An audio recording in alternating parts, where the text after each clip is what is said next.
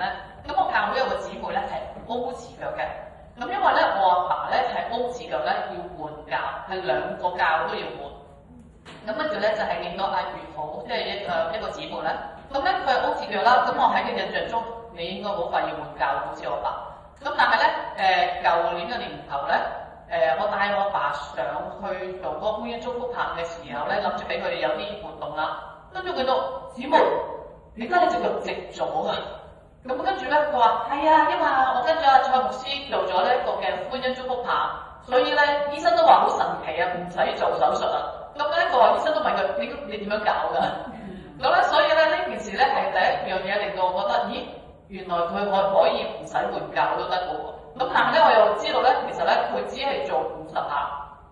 咁咧阿姊妹咧係早晚做嘅，咁即係可能佢即係屋企有時間，咁佢咪做多少少咯，咁佢咪早晚做咯。咁但係你會覺得乜50下其實係輕鬆嘅喎，唔係一個咧係難搞又好複雜，令到你咧嚇咗嘅一個運動嚟嘅。咁呢個第一個啦。咁跟住咧對上一次11月我哋就嚟到即係請阿牧師過嚟做第一次啦。咁做完第一次咧，我就即係買咗支棍翻去咧，就叫我媽做。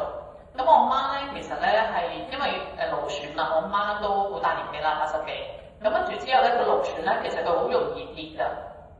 咁咧我就叫我媽，我話媽你推腳啦。咁我媽最初就唔好推嘅，咁就見我同佢推咗幾次。之後咧，跟住咧佢就自己推。咁即係佢咧就唔係好積極日日做。咁但係咧就間唔中做，一日做一日，可能隔2-3日又做一次。咁咧但係咧過咗3個禮拜，我問阿媽你有冇好啲啊？咁阿媽好似隻腳多咗啲力，但係咧其實咧係我觀察過，即係由11月到而家啦。咁我見到我媽咧其實係跌少，聽到佢行快咗啊！你見到老人家咧行得快一定有苦界㗎嘛，係咪先？咁我媽咧就即係其實見到佢行快咗，其實你知道佢平時咧個人係咁。即係你想拖佢行快啲都唔得嘅，咁但係咧我見佢行快咗，咁所以咧我就會覺得呢個係即係我見到屋企人改善痛症嗰個經歷咯。我自己就推頭啦，咁我就推咗2次，推咗幾次嘅，咁有2次好心碎，咁有啲咧係即係有1-2次咧就起咗身之後咧，咁我都快瞓翻嘅。咁有一次咧就覺得，咦，哇，真係好似瞓得着啊！因為有時咧覺得咧個人咧，我係一個比較alert，即係好敏感、好容易醒嘅個人嚟㗎。咁試過有次隔離屋咧有警察上嚟，即係敲門嘅時候咧，我都醒嘅。